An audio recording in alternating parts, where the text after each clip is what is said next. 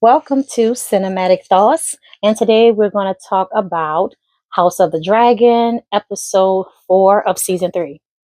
Okay, first let's get into Armand. All right, Armand, he is first treasonous. That's number one, because although maybe in his mind he didn't mean it when he bent the knee to Rhaenyra the Queen, but he still did it. And he did it in front of other people as witnesses. But obviously, he really do not care because, I mean, come on now. Rhaenyra, now she is, just a bee with the dragon. Too far. Too far, my guy. Too far. You see him in Lady Footle's home, and to intimidate her, he ease up out of the bathtub and walking slowly to her, butt ass naked. And I know that Lady Footly, she's a lady. So, of course, she wasn't going to do what I would have done. And I'm a lady too, but don't try me. And I definitely would have looked him up and down where he would have known if I thought his thing was stangin' or if it was dangin'. Either one. Okay?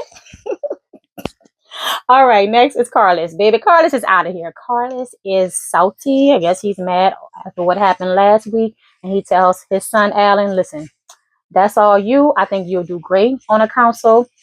You got that. Get your foot in the door. And guess what? Alan of Hull, he really came through. He gave Rhaenyra some good advice and told her, like, hey, all these rats running around here, won't you just do like we did on the ships and get you some cats? Come on, Alan. Yes, I'm rooting for you. Yes, that's what I'm talking about. Allison. I guess she heard me talk about her last week because, baby, I did drag for her because, I mean, she really don't be knowing nothing. And in this episode, here goes Rhaenyra. She came to her once again to inquire and ask of her, what does she know about Armand, which I believe is her cousin. And, of course, she ain't know much. Like, what's new, huh, Alice? All these questions. Like, girl, whew, just stressing you out. She did give her a little something and said that her cousin, he wasn't really screwed too tight. He's not too nice. So I guess he had like a pregnancy nose. He's really sensitive by the nostrils. I'm not quite sure what Rhaenyra is going to do with this information. I mean, but hey, Allison have something that she gave, and perhaps it probably will be useful considering what Aegon is going through.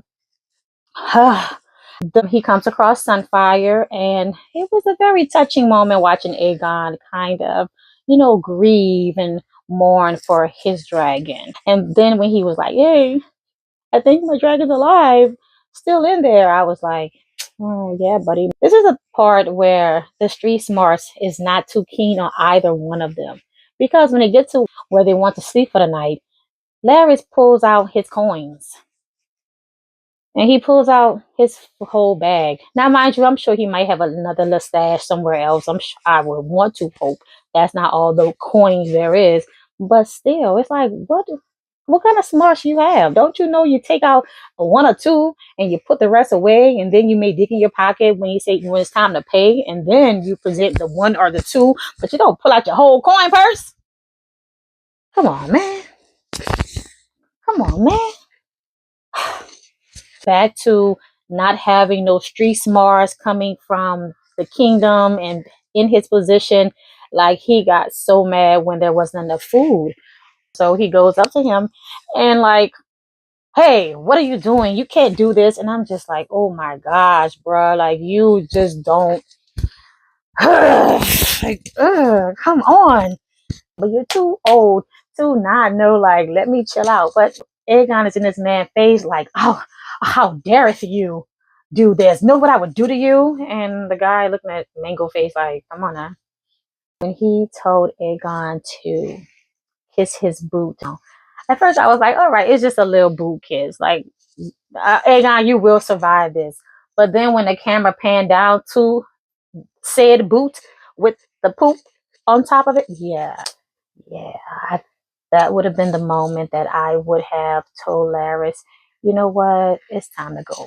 I can't do this no more. I bow out. I'm done. Helena, girl, who impregnated Helena? Baby, when Allison saw her and was like, Helena, Mind you, do y'all think, is it for Aegon? Is that his baby, or was Aegon gone long enough? I don't know. She don't look that big. But anyway, I hope it's not for Aegon. Honestly, I hope it's for someone else because, I mean, Helena deserves something good in her life. Hello. And she deserves to get some D from someone, anyone other than her brother. Hello. Renera won't be happy. Absolutely not. But I mean, for Helena, Miss, yes, girl, who is the pappy? And I'm glad you're having you a good time and, finding some type of joy in life. So my favorite part in this episode was when after Damon got the coins that he was bringing back to his lady, his queen, and he could not control Caracas, but Caracas said, babe, I got somewhere else to be. Damon was like, serve me. And he was trying to ride. That was funny.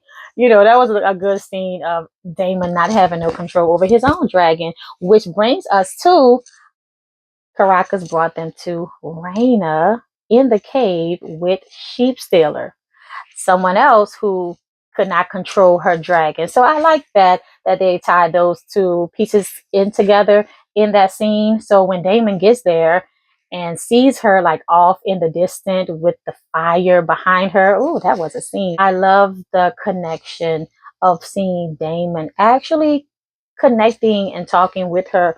And I actually had to go back, like rewind it back, because he was so soft in this moment and so compassionate, trying to understand, like, no, really, that's what happened. No, come back. We'll just tell her, she'll understand. Like, it just was so beautiful in that moment of that he finally, she was able to experience what, him being that caring, loving, compassionate father that he probably wasn't too much of while growing up. And Raina was just like, no, I can't go back. Are you gonna rat me out? And it was very touching. I enjoy watching that scene. And what does he do? He don't rat his daughter out. He sure does not. He go and actually create this story to Rhaenyra to protect Raina. And yeah, that's a big plus for Damon. All right. Rhaenyra. Rhaenyra tells Sir Ulf, who, he goes out to his favorite bar, he having him a good time, and he comes back and he's letting her know, hey, I have some favors. Yeah, my homeboy over here, he has some petty crimes. Can you excuse that? And my dude over here, he did that, but you know what I'm saying? Can you excuse that? Can you now? Oh, come on now. You should have known better. He wasn't wrong in my eyes for letting him know, like, hey, you are now an extension of me. And you can't just be out there all willy-nilly, just, all exposed. Now, the part where she was like, you can't go there anymore. You can, frequent that tavern anymore. It's like, like he's an older man. So he's been free to do what the hell he wanted to do majority of his life. And now, because of the circumstances that, he have this Targaryen blood in him, that now he's put into this position, this new role that is just complete opposite of what his life was prior. Come on, you don't take his little fun away. It's like, I mean, what else is this man going to do? And I really was surprised that like those people was real cool. Like you know how most times when a person, they're, up in the kingdom and in the castle or whatever, and they go back to like their little place before, people kind of act jealous or a bar fight breaks out because, oh, you think you're all that. But no, everybody was cheering him on. They was really happy for him.